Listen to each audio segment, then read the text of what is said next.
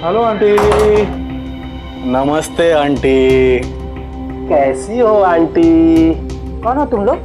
तेरे को कितनी बार बोला था कि कंजनी सेठ के रास्ते से हट जा, मगर नहीं। अब तू सीधी तरह से फ्लैट खाली कर दे। तुम लोग ये जो कुछ कर रहे हो ना, वो सही नहीं कर रहे हो। ए आंटी, इधर बिल्डिंग बनेगा मतलब बनेगा, चाहे इसके लिए तुमको तुम्हारा पति के पास क्यों ना भेजना पड़े। धमकी दे रहे हो मुझे? जाओ, जो करना है करो। ए चल बाहर ले इसको, आज इसको सबक सिखाना पड़ेगा। चल ले इसको।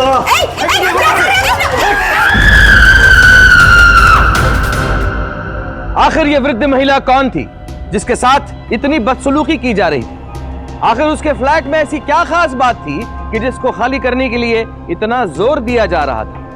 आखिर मुंबई के एक आम रेजिडेंशियल सोसाइटी में ऐसा क्या चल रहा था जिसने कुछ लोगों को हैवान बना दिया था?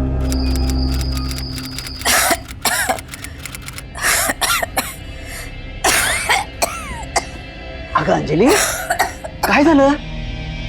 थांब थांब थांब. अरे हे पानी पी. अरे मैंने बोला था ना, रात को सोने से पहले हल्दी वाला दूध पी के सोना, लेकिन तू ना अंजलि मेरी बात कभी सुनती ही नहीं. विलास, आता परत चालू नको होऊस. और वैसे भी ना सुबह से मेरा सर दर्द से फटा जा रहा है. अगं हो ठीक है, अभी नहीं चालू होता बस. ये काय आहे? एवढ्या रात्री? ऐसे भी मेरा सर दुख रहा है और ये आवाज. अंजलि मैं देखता हूँ इनको आज इनका मैं बराबर करता हूँ. आज इनकी वाट लगाता हूँ. अरे आवाज आज शहर के नहीं सुन सकते क्या तुम लोग? हाँ? अरे आजू बाजू में आदमी लोग रहता है, समझ में नहीं आता क्या तुमको? आज तुम लोग का वाट लगाता हूँ मेरे को. हेलो, हाँ पुलिस स्टेशन. आपने फोन करके बोला ना कि यहाँ पे जोरों से म्यूजिक चालू है, यहाँ पे बिल्कुल आवाज नहीं आ रही. साहब आपके आने के 5 मिनट पहले इन्होंने म्यूजिक बंद किया, नहीं तो इतना जोर जोर से स्पीकर बजा रहे थे ना कि हमारा नींद आराम हो गया है. ठीक है, देखता हूँ मैं.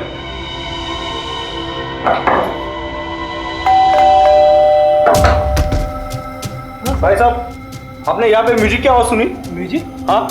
मैंने तो कुछ नहीं सुना साहब, मैं तो आराम से सो रहा था. अरे भाई झूठ क्यों बोल रहे हो? अरे साहब आप खोटा बोलते हैं. ये तो बोल रहे यहाँ पे म्यूजिक नहीं बजा. साहब तो कहाँ पे पूछा? साहब उधर बजा, उधर उधर पूछो आप. भाई साहब, म्यूजिक बजा था. नहीं साहब, हम लोग तो आराम से सो रहे थे, हम लोग म्यूजिक क्यों बजाएंगे? झूठ बोलते हैं साहब.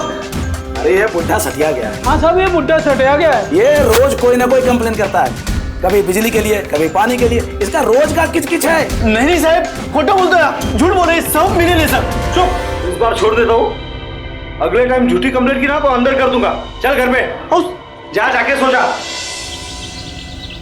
कल तो हमारे घर का पावर ही कट कर दिया उन्होंने. सारा दिन बिना लाइट और पंखे के रहना पड़ा हम दोनों को. वो तो शुक्र है कि ठंड का मौसम है, वरना दिन निकालना मुश्किल पड़ जाता. वहाँ हमारे साथ ये सब कर रहे हैं और यहाँ आप लोग के साथ कभी म्यूजिक कभी पुलिस. मुझे तो ऐसा लगता है जब तक हम इनकी बात नहीं मान लेते, ये लोग ऐसे ही परेशान करते रहेंगे. परेशान तो कर ही चुके हैं. समझ में नहीं आ रहा कि इतना सब होने के बाद अपनी बात पर अड़े रहे या फिर हार मान लेनी चाहिए. क्यों हार मान लेना चाहिए? और क्यों छोड़ देना चाहिए हमने इन लोगों को? हम लोग थोड़ी ना कोई गलती कर रहे हैं. लेकिन अंकल हम कर भी क्या सकते हैं? डरने की बात नहीं है. मैंने अपने मित्र देशमुख से बात कर ली है. वो लॉ में प्रोफेसर है, प्रोफेसर. उसने मुझे लीगल सारी बात समझा दी. अब देखना, ये मामला मैं आज ही उठाने वाला हूं. छोड़ूंगा नहीं मैं इनको. तो बहुत अच्छी बात है अंकल. हाँ अंजलि. अरे पहुंचे कि नहीं अभी तक? अभी मैं बीएमसी ऑफिस के सामने पहुंच रहा हूँ. क्या बताऊं, पैदल ही आना पड़ा मेरे को इधर तक. चर्च गेट से इधर बीएमसी के ऑफिस तक कोई टैक्सी वाला आने को तैयार नहीं ना. मैंने कहा था, क्यों कर रहे हो ये झंझट? अरे छोड़ दो ना सब कुछ. तुम मेरी चिंता ना को करो. देख तेरा बुखार अभी ठीक हुआ है, तू अपना ख्याल रख. फोन रखता हूँ. हाँ?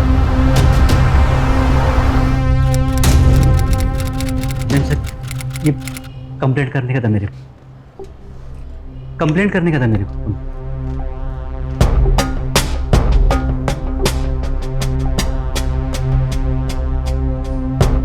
साहब कंप्लेंट करने का।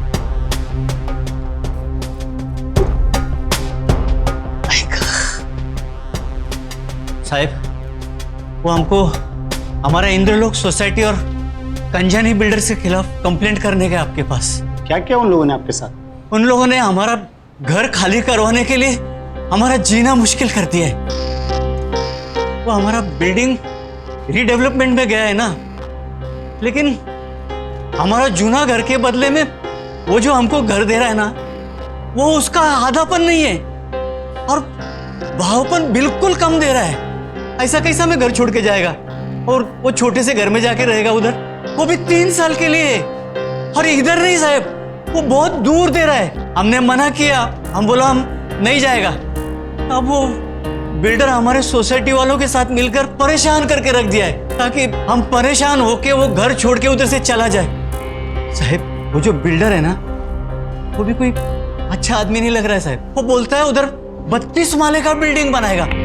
साहब हमारा बिल्डिंग तो उधर कोस्टल एरिया में आता है ना, उधर तो 12 माला बिल्डिंग बनाने का परमिशन है खाली। फिर वो ऐसा कैसा उधर 32 माले का बिल्डिंग बनाएगा, वो भी बिना परमिशन का। इन लोगों ने तो हमारा रहना मुश्किल कर दिया है उधर। आप हमारा कुछ करो साहब। ठीक है, देखते हैं हम क्या मदद कर सकते हैं। मुंबई में बसे हर मध्यम वर्गीय परिवार का एक ही सपना होता है, अपना फ्लैट लेना। जीवन भर मेहनत करके, अपनी सारी जमा पूंजी निवेश करके, बैंक की किश्तें भर भर के कुछ खुशकिस्मत लोग अपना यह सपना पूरा कर पाते हैं। पर अफसोस, बावजूद इसके उन्हें सुकून या चैन नहीं मिल पाता। आखिर क्यों? एक आम वजह है मुंबई में बढ़ता रीडेवलपमेंट का चलन। इसके तहत बिल्डर सोसाइटी को अपने पक्ष में करके निवासियों को बड़े और बेहतर घर की पेशकश करके, क्लब हाउस, पार्क जैसी सुविधाओं का वादा करके उनकी बिल्डिंग का पुनर्विकास करता है। यह सौदा दूर से जितना अच्छा लगता है, नजदीक से इसकी कड़वी सच्चाई सिवाय तकलीफ के कुछ नहीं देती। दरअसल ऐसी योजनाओं में बिल्डर का एकमात्र लक्ष्य होता है प्राइम प्रॉपर्टी को दोबारा बनाकर उनमें ज्यादा फ्लोर्स बनाना और फिर उन्हें ज्यादा मुनाफे में बेचना। मुनाफे का यही लालच कई बार कुछ लोगों का सिर्फ चैनो सुकून नहीं, सब कुछ छीन लेता है। आज सावधान इंडिया में देखिए अनिल देवरा और विलास देवरा की कहानी, जिनकी जिंदगी के आखिरी पलों में पुनर्विकास के नाम पर ना सिर्फ उनके सपनों का घर बल्कि उनका सब कुछ छीन लिया गया। अरे तो एक ही सीमेंट वाला है क्या? दूसरा जाके देखो, हजारों है। और लेकिन सुन, जो सबसे सस्ता देगा ना उसी से खरीदना, समझा? लेकिन साहब सस्ते सीमेंट की क्वालिटी कोई भरोसा नहीं है। ताजमहल नहीं बनाने का है मेरे को, रेसिडेंशियल बिल्डिंग बनाने का है और 100 साल खड़ी नहीं रखने का इसको, समझा? एक मिनट। हाँ पाटिल बोलो। कंजानी साहब, आपको कुछ बताना है?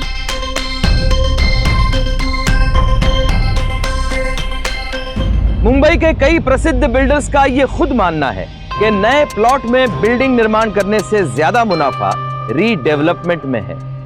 और जाहिर सी बात है, जहां ज्यादा मुनाफा हो, अंधा पैसा हो, वहां भ्रष्टाचार की संभावना भी है।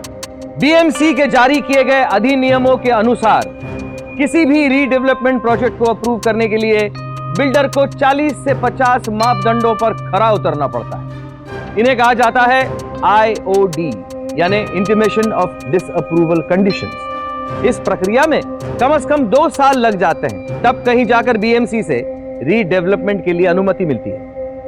पर यहां कंजानी बिल्डर्स ने बीएमसी के कुछ भ्रष्ट अफसरों को अपनी तरफ कर लिया, सारे नियमों का उल्लंघन करके रातों रात प्रोजेक्ट अप्रूव करा लिया। यह काम उनके लिए और भी आसान हो गया क्योंकि इस पूरी सांठगांठ में रेसिडेंशियल वेलफेयर सोसाइटी के चेयरमैन सिद्धवानी और ट्रेजरर शेट्टी भी शामिल थे। सिद्धवानी साहब, अब किस मीटिंग की बात कर रहा है ये? मुझे क्या पता? नहीं सर, कुछ तो कहा होगा। कुछ नहीं कहा उन्होंने, बहुत गुस्से में थे। बोलने लगे मिलना है अर्जेंट में। नमस्ते सेठ। नमस्ते सर। नमस्ते सेठ। ये बीएमसी के ऑफिस में जाकर हमारे खिलाफ कंप्लेंट किसने लिखाई? कंप्लेंट? हाँ, और वो भी बिल्डिंग का ही कोई आदमी है। किसका काम है ये? जरूर वो बुढ़ा देवरा होगा सेठ। हाँ, वो बुढ़ा होगा। मैं तुम लोगों को 3 करोड़ से ज्यादा दे चुका हूं ताकि कोई गड़बड़ नहीं हो, कोई लफड़ा नहीं हो। अगर ये तुम लोगों से नहीं संभलेगा ना, मुझे ही संभालना पड़ेगा। नहीं सेठ, हम लोग हैं ना, हम सब संभाल लेंगे। हाँ सेठ जी, आपको टेंशन लेने की क्या जरूरत है? अरे मैं टेंशन लेता नहीं, टेंशन देता हूं। इस बिल्डिंग की परमिशन के लिए बहुत पैसा लगा चुका हूं और अब मुझे कोई गड़बड़ नहीं चाहिए। कोई गड़बड़ नहीं होगी सेठ, आप बिल्कुल चिंता मत करो, हम देख लेंगे उस बुड्ढे को। अब कुछ दिनों में बिल्डिंग के सब लोगों का साइन किया हुआ कॉन्ट्रैक्ट आपको मैं लाके दूंगा। तो ठीक है, तुम लोगों को 1 हफ्ते का टाइम देता हूं, सारा काम हो जाना चाहिए, वरना मुझे मेरे पैसे वापस चाहिए। और नहीं तो फिर क्या समझे? चलो रे। ठीक है, ठीक। इस बुड्ढे ने तो हमारा जीना हराम कर दिया है। 3 करोड़ रुपए हम कहां से वापस देंगे? 2 करोड़ तो मैं पहले इन्वेस्ट कर चुका हूं। सब मैं तो सड़क पर आ जाऊंगा। कुछ ना कुछ तो करना ही पड़ेगा इस बुड्ढे को। अरे आप भी कहां इस झमेले में फंस रही है अंजलि जी? आप दोनों की वजह से पूरी सोसाइटी परेशान है, पूरा प्रोजेक्ट अटका पड़ा है। चाहिए तो 15 लाख रुपए और ले लीजिए और खत्म कर दो इस किस्से को। देखिए सिद्धवानी जी, आपको जो भी कहना है ना, आप मेरे पति से कहिए। अगर वो हमारी बात सुनते तो हम आपके पास क्यों आते? वो तो कुछ सुनने समझने के लिए तैयार ही नहीं, बस अपनी जिद पे अड़े हैं हमारा काम रोक के।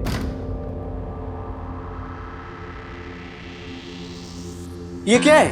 हाँ? मेरे घर में तुम लोग ये पैसा लेके चलो चलो उठो, निकलो, पहले मेरे घर से बाहर निकलो, ये उठाओ पैसा। हाँ? अरे क्या समझता है तुम लोग कि मैंने तुम लोगों का काम ये पैसे के लिए रोका है? नहीं, तुम लोग जो काम कर रहे हो वो गलत है। अरे तुम लोगों को चाहिए था कि सब बिल्डर्स लोगों को मिला के टेंडर निकालने का, और उसके बाद जिसका टेंडर अच्छा होएगा उसको काम देने का था।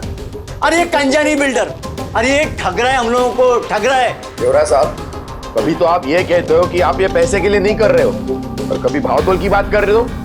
आप 1 नंबर के लालची हो। मैं लालची नहीं हूँ, मेरे को उतना ही मांगता है जितना मेरा हक है। लालची तुम हो, तुम। और तुम लोगों ने वो कंजानी बिल्डर से पैसा खा के वो बीएमसी के ऑफिसर को भी अपने साथ मिला लिया। हाँ, तुम सब लोग चोर हो, एक को भी नहीं छोड़ेगा मैं। चोर किसको बोला रे? 2 दिन में मकान खाली नहीं किया तो मैं तुम्हारा जीना हराम कर दूंगा, समझे? चट्टे, क्यों ऐसा कर रहे हो? अरे छोड़ दो ना ये सब।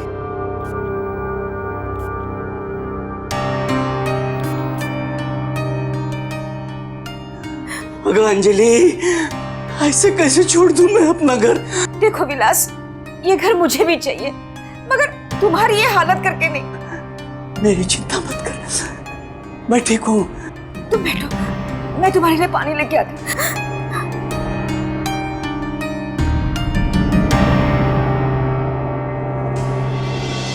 विलास, उठो तो, देखो तुम्हारे दवाई का टाइम हो गया है। विलास,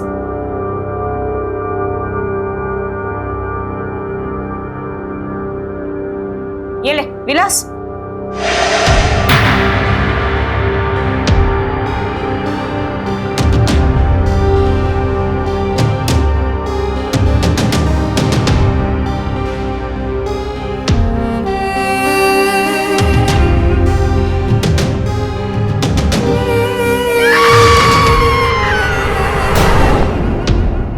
दिल का दौरा पड़ने से विलास देवरा की मृत्यु हो गई।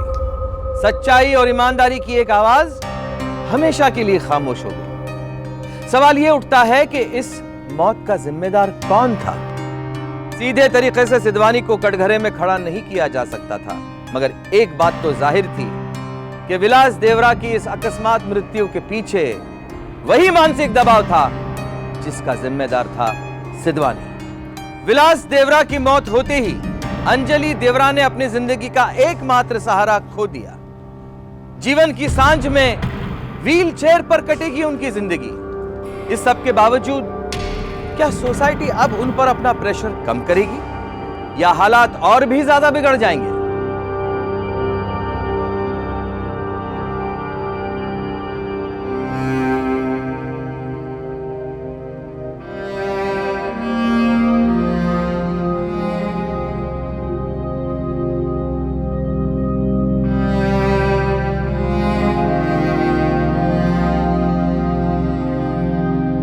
मोहिनी तू आई के पास रुक, मैं कुछ खाने के लिए लेकर आता हूँ। अरे नहीं भैया, आप रुको, मैंने सबके लिए खाना बनाया है ऊपर, अभी भिजवाती हूँ।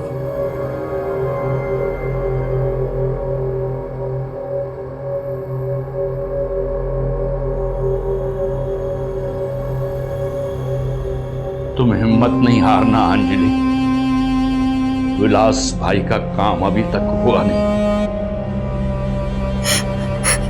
कैसे हिम्मत नहीं हार देशमुख भाई साहब, कल तक जो पड़ोसी हमारे अपने परिवार जैसे थे, आज पैसों की खातिर वो हमारे दुश्मन बन गए।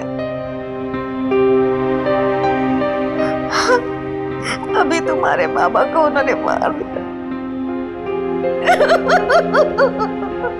आई तू सवाल अपने आप को।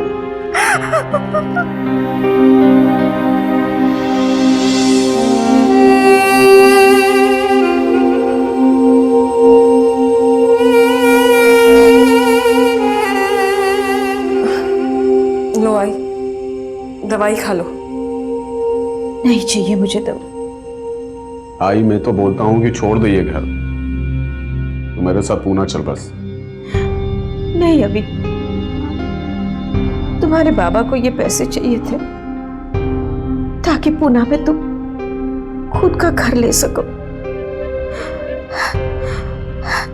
अभी तुम्हारी शादी हुई है, अब तो बच्चा भी आने वाला है।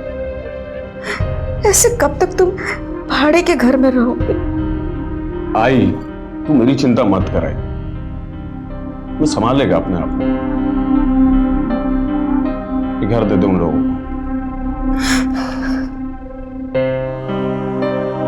आई तेरे को वैसे भी तकलीफ में देखकर मेरे को अच्छा नहीं लगता। आई प्लीज मान ना। आई अभी जिन लोगों ने तुम्हारे बाबा की जान ली, अगर आज मैं उनसे हार गई तो तुम्हारे बाबा को अच्छा नहीं लगेगा। उनका काम अभी तक पूरा नहीं हुआ है और मैं पूरा करूंगी।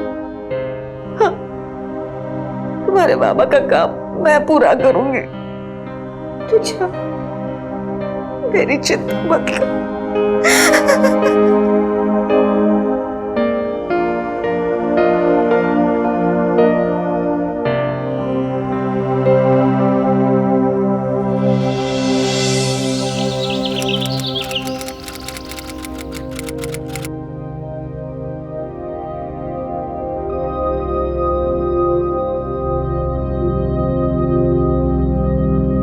आप लोग खाइए, मैं चाय लेकर आती हूँ।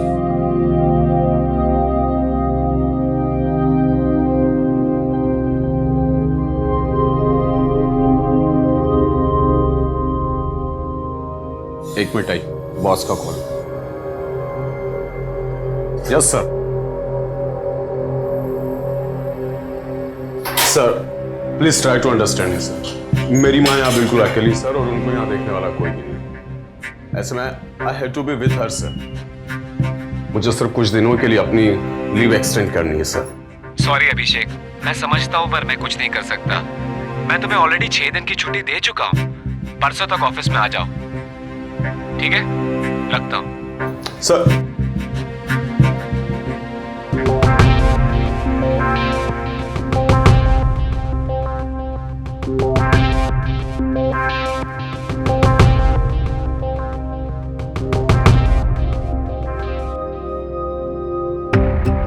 अरे तूने नाश्ता नहीं किया? हाँ। अभी बॉस ने काय सांगितलं? अरे कुछ नहीं, बस वो एक काम पेंडिंग पड़ा था बस, और तू टेंशन मत लेना, नाश्ता कर।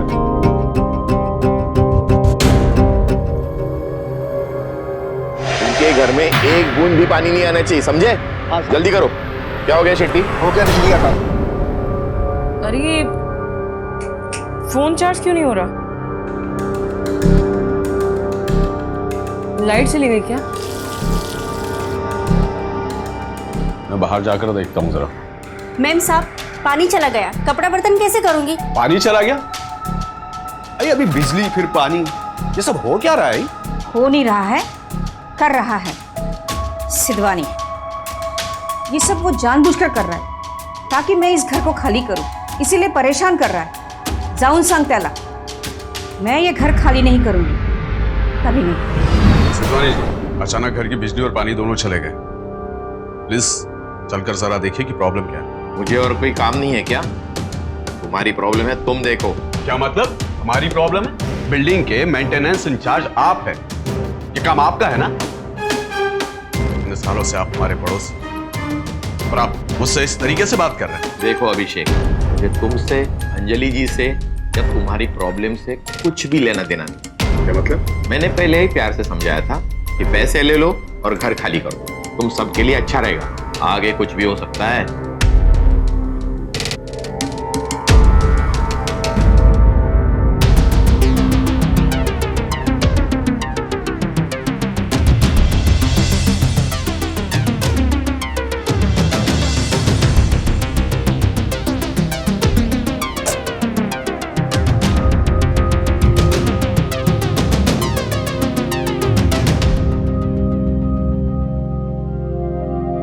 भाई, मैं और मोहिनी तेरे को बहुत प्यार करते हैं, और ये सब देखकर मुझे बिल्कुल अच्छा नहीं लगता है। भाई तू हम लोगों के साथ तूने क्यों नहीं चलती? नहीं, मैं नहीं आऊंगी।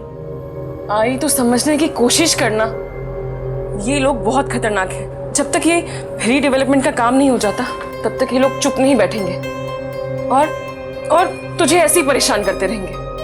तो मेरी चिंता मत कर मोहिनी। आई तू समझती क्यों नहीं है? मोहिनी बिल्कुल ठीक बोल रही है। आई आज तो मैंने बिजली और पानी का काम करवा दिया, कल को ये लोग फिर तुझे परेशान करेंगे। तू अकेली है, तू क्या करेगी? आई देख आई, मैं हर वक्त तेरे साथ इधर नहीं रह सकता हूँ, और आई उधर भी काम बहुत सारा पड़ा हुआ। प्लीज आई मान जाना, चलना हमारे साथ। तूने अभी अगर मैं यहाँ से चली गई तो अपनी शक्ल आईने में कभी नहीं देख पाऊंगी। जिस काम के लिए तुम्हारे बाबा की जान गई उसे मैं कैसे छोड़ दूं? नहीं, मैं यही रहूंगी। लेकिन आई तू समझती क्यों नहीं है? तू मेरी चिंता मत कर अभी, मुझे कुछ नहीं होगा। और अगर कुछ हुआ भी ना तो यहाँ पे देशमुख भाई साहब है, रीचा है, शिवम है ना मेरी देखभाल करने के लिए। अभी तू जा, तेरे काम पे ध्यान रख, और हाँ, मोहिनी का भी ख्याल रखना।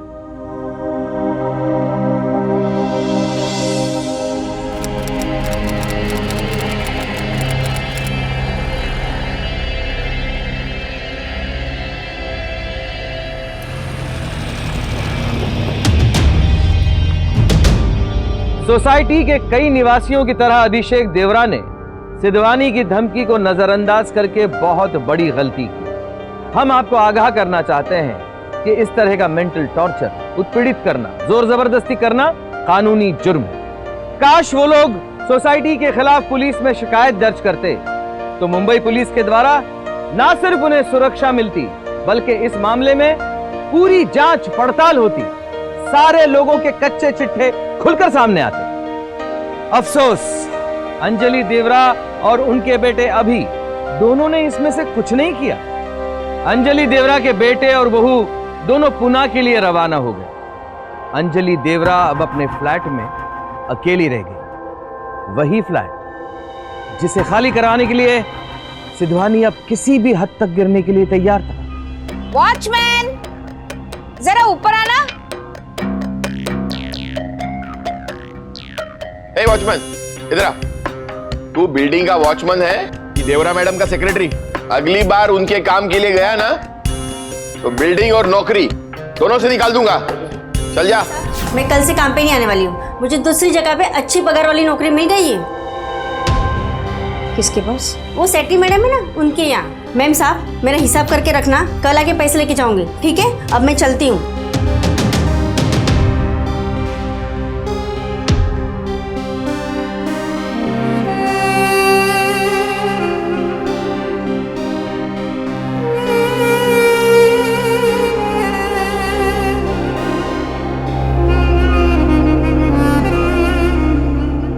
वॉचमैन, अरे वॉचमैन, अरे ऊपर तो आओ।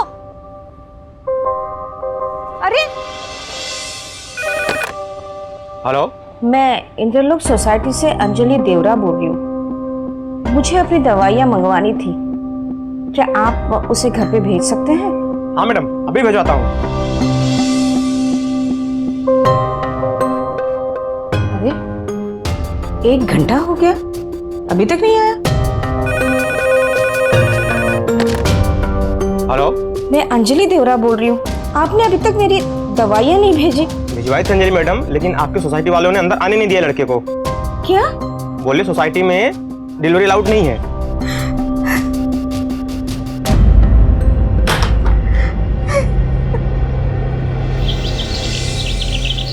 जी, ये रही आपकी दवाइयाँ। तो आंटी, आपने हमें पहले फोन क्यों नहीं किया? हम पहले ही दवाई लेकर आ जाते ना। मैंने सोचा कि तुम दोनों को क्यों तकलीफ दूं। अरे इसमें तकलीफ की क्या बात है? कुछ भी काम हो आप बेझिझक बोल दिया कीजिए। पता नहीं अब कितना दिन तक मैं जिंदा रहूंगी। जीना हराम कर दिया है इन लोगों ने मेरा। जीना तो हमारा भी हराम कर दिया इन लोगों ने। बीएमसी में कंप्लेंट कर दी मैंने इनकी। बिल्डिंग के रीडेवलपमेंट में स्टे मिल जाएगा हम लोग को शायद। हाँ आंटी, आप बस हिम्मत रखिए, हम लोग हैं ना आपके साथ। देखते हैं ये लोग हमारा क्या बिगाड़ लेते हैं।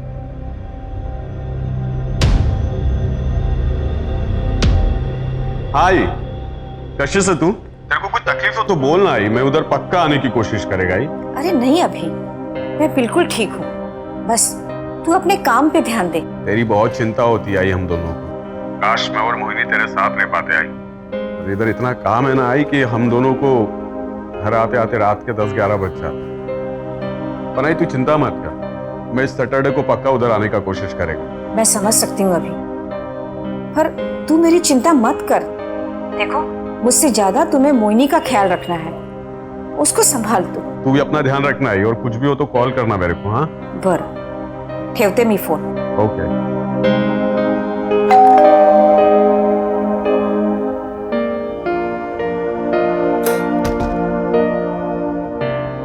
जी, विलास देवरा यहीं पे रहते हैं? हाँ, मैं उनकी पत्नी हूँ। जी, उनके लिए ये रजिस्टर्ड लेटर आया, यहाँ पर साइन कर दीजिए। विलास के नाम का खत?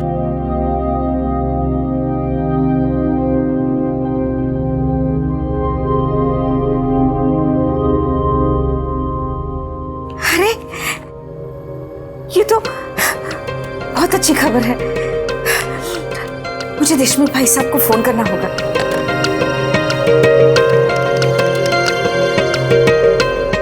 हेलो देशमुख भाई साहब। वॉचमैन, वॉचमैन, कहाँ गया ये? ओ वॉचमैन!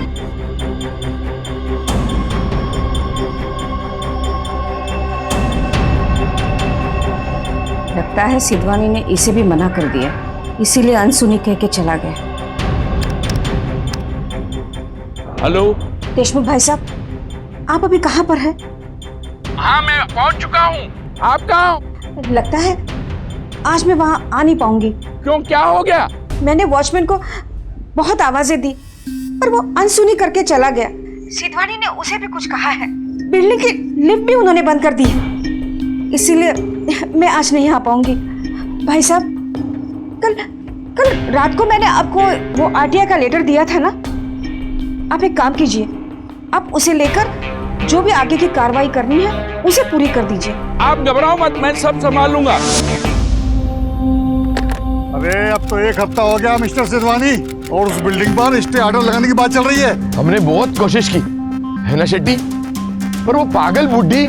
अरे उसको तो मैं संभाल लूंगा, उसके लिए तुमको कुछ करने की जरूरत नहीं है। आपका मतलब क्या है? आप क्या करना चाहते हैं? वही जो तुम लोगों ने नहीं किया मैं करूंगा। भाई तूने मुझे कुछ बताया क्यों? वो तो मुझे शिवम का फोन आया था, तो पता चला कि कैसे ये लोग तुझे परेशान कर रहे हैं। तू मेरे साथ पुणे चल रही बस। तो क्यों परेशान हो रहा है अभी? अब मेरी चिंता करना तू छोड़ दे। भाई तू सुनती क्यों नहीं है? ये बिल्डर लोग बहुत कमीने होते हैं, बहुत पैसा होता है इन लोगों के पास।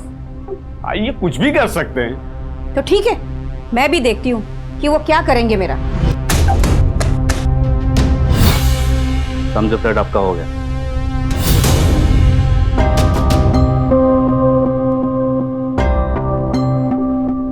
आई माना कि ये घर बाबा का सपना था, लेकिन आई अगर तुझे कुछ हो गया तो बाबा के सपने का क्या करेगी तू? और आई तुझे क्या लगता है कि तुझे इस हालत में देखकर बाबा को खुशी होती होगी? प्लीज आई मेरी बात मान ले और चल मेरे साथ। नहीं, मैं नहीं आऊंगी। ठीक है आई, तेरी ना जो मर्जी में आया ना वो तू कर, और अगर कल को तुझे कुछ हो गया ना आई तो मेरे को मत बोलना तू। तेरी इस जिद के कारण ना मैं तुझसे इतना दूर चला जाऊंगा कि चाहकर भी तेरी मदद को नहीं आ पाऊंगा।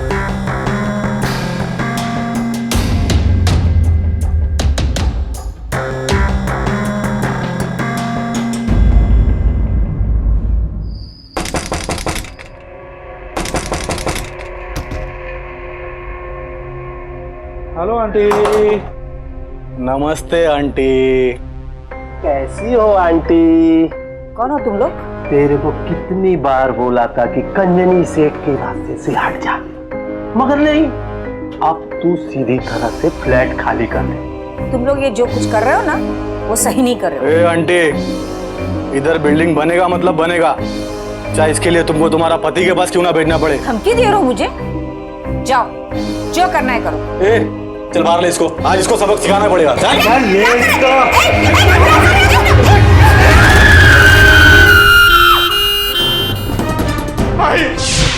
अभी शिवम, आई गुरु, आई अंदर, चल चल चल चल। आई आई आई क्या हुआ तेरे को? आई शिवम, आई को क्या हुआ? कुछ गुंडे घुसा था आज घर में। गुंडे? हाँ, काफी चोटें आई और स्टिचेस भी लगाने पड़े। बस सही, अब बहुत हो गया, पुलिस को बताना ही पड़ेगा। तो आपको रिपोर्ट लिखवानी है? जी इंस्पेक्टर साहब। किसके खिलाफ? बिल्डिंग के चेयरमैन चंदर सिद्धवानी और बिल्डर नरेश कंजानी के खिलाफ। वो बिल्डर कंजानी यानी नरेश कंजानी? क्यों, क्या हुआ? कुछ नहीं। तुम्हारा मतलब वो चेयरमैन सिद्धवानी और बिल्डर कंजानी आपको अरेस्ट कर रहे हैं, जो आपको जगह खाली करने के बारे में? जी इंस्पेक्टर। अब आप क्या करेंगे इंस्पेक्टर साहब? आई की हालत देख रहे क्या की उन लोगों ने? मतलब कि आप उन लोगों को कब तक अरेस्ट करेंगे? ये बगा, रिपोर्ट ले लें, जो कुछ होगा आपको खबर कर देंगे। देखते हैं आगे जाके क्या करते हैं। देखते हैं का क्या मतलब है इंस्पेक्टर? काय बोलायचंय तुम्हाला? अरे हरासमेंट और जबरदस्ती घर खाली करने के लिए उनके ऊपर केस तो बनता है ना, और बस आप यूं ही कह रहे हैं कि देखते हैं। क्या कहना क्या चाहते हैं आप? देखिए, मेरा मतलब कार्रवाई करेंगे।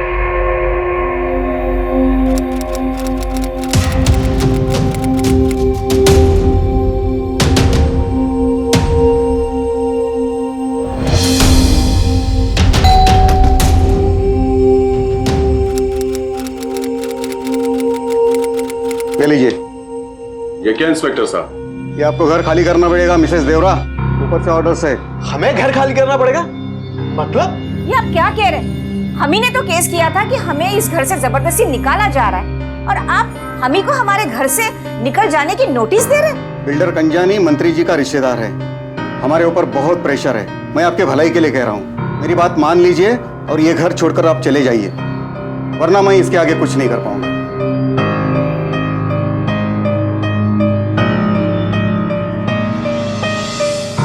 ये वही इंस्पेक्टर है जिसने हमारी कंप्लेंट लिखी थी, और अब यही हमारा घर खाली करने का नोटिस लेकर आया है।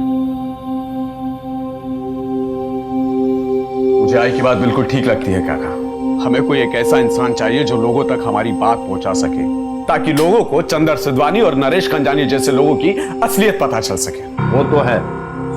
मेरा एक दोस्त है काका, यहाँ के लोकल न्यूज़पेपर में रिपोर्टर है। आयु हमारी मदद करने के लिए तैयार है। मैं कल ही जाकर उससे मिलता हूं।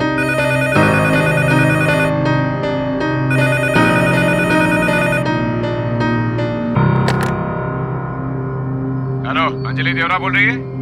हेलो, कौन बोल रहे हैं? अब भी टाइम है। अगर अपने बेटे की जान चाहती हो तो फौरन घर खाली कर दो। तुम्हें समझ तो आ रहा है ना मैं क्या बोल रहा हूँ? मैं दोबारा फोन नहीं करूंगा। क्या हुआ? समझी ना? वरना बेटे से हाथ धो बैठोगी। तुम जो कर सकते हो तुम कर लो। हम ये घर छोड़कर जाने वाले नहीं हैं। सुना तुमने? हम ये घर छोड़कर जाने वाले नहीं और ना ही हम तुम्हारी इन धमकियों से डरने वाले। समझे तुम?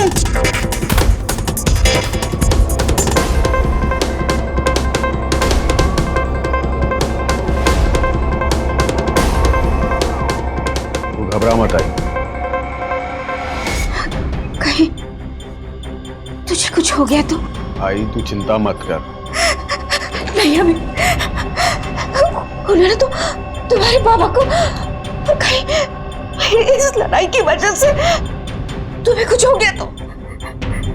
आई मुझे कुछ नहीं होगा और अब मैं इन लोगों को नहीं छोड़।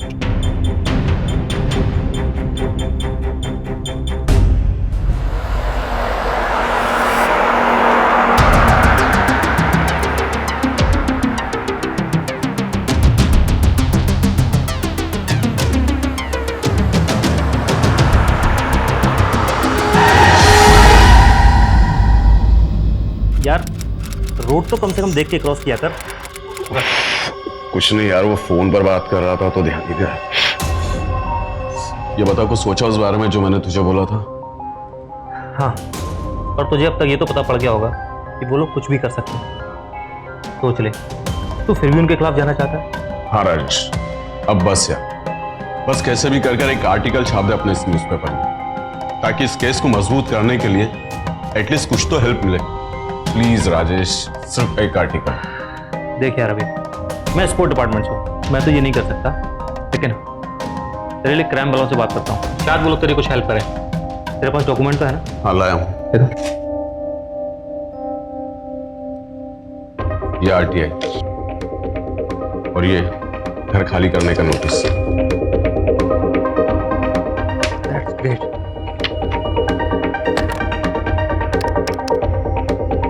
यार विमल, एक मिनट केबिन में आना। हाँ बोलो ना भाई। हाँ यार विमल, ये अभी है मेरा कॉलेज का फ्रेंड। अभी ये विमल, ये क्राइम डिपार्टमेंट देखता है। यार विमल, अभी को तुमसे कुछ बात करनी थी।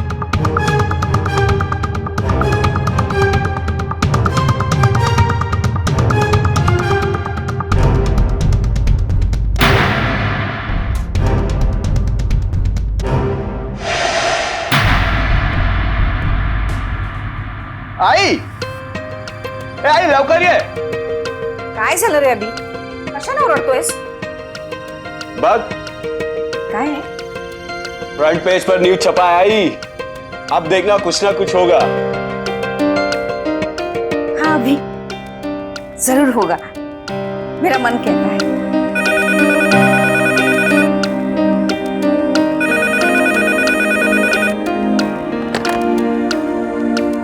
हेलो, हाँ जी, मैं राइट न्यूज से शमीक बोल रहा हूँ। जरा अभिजीत देवरा से मेरी बात कराएंगे?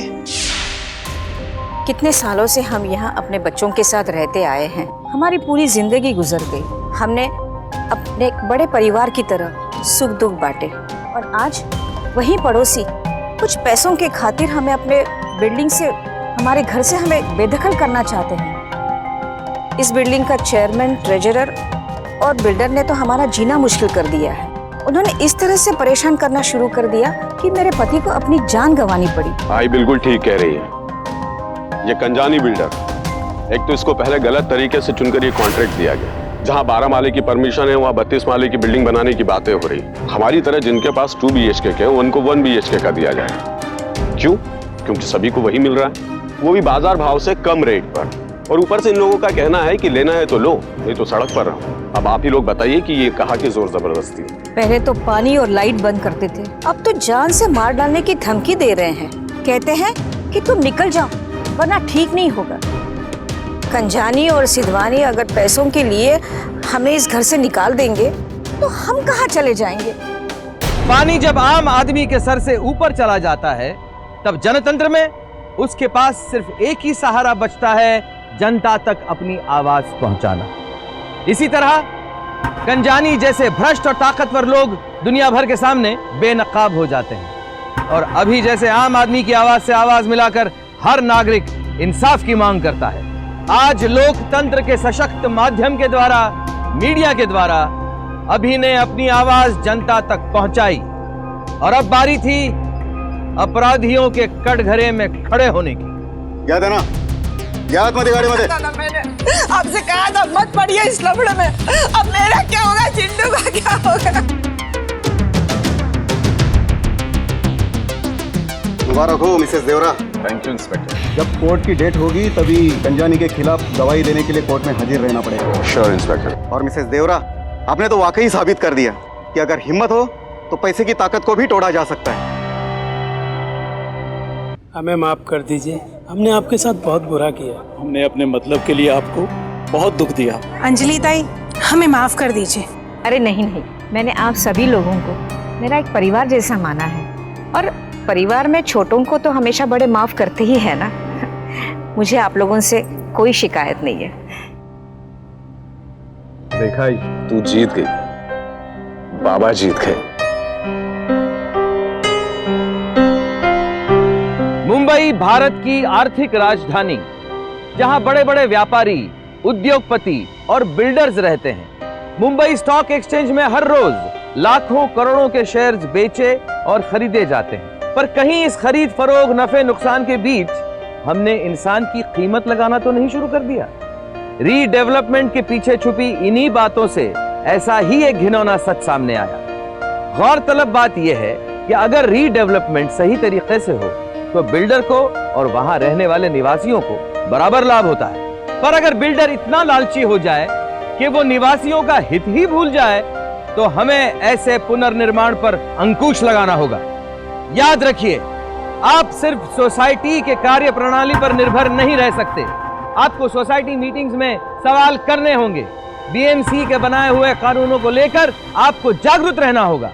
विलास और अंजलि देवरा की मुहिम हम सबके लिए एक बहुत बड़ी प्रेरणा है। अगर बिल्डर ना सुने तो सोसाइटी के पास जाइए, सोसाइटी ना सुने तो बीएमसी के पास जाइए, आरटीआई कीजिए, जरूरत पड़े तो मीडिया के पास जाइए, लेकिन अपनी आवाज को दबने मत दीजिए। क्योंकि जब आप सावधान रहेंगे तभी आपकी बिल्डिंग, आपका मोहल्ला, आपका शहर, आपका देश, आपका घर सुरक्षित रहेगा। आमची मुंबई, मी मुंबईकर, मुंबईकर जागृत तो ही मुंबई सुरक्षित। चलिए हम सब मिलकर शपथ लें कि इन निर्दयी भ्रष्ट लोगों से कहेंगे अतः बस, अपने अंदर के छुपे लालच से कहेंगे अतः बस। सावधान इंडिया, मुंबई फाइट्स बैक। तो सावधान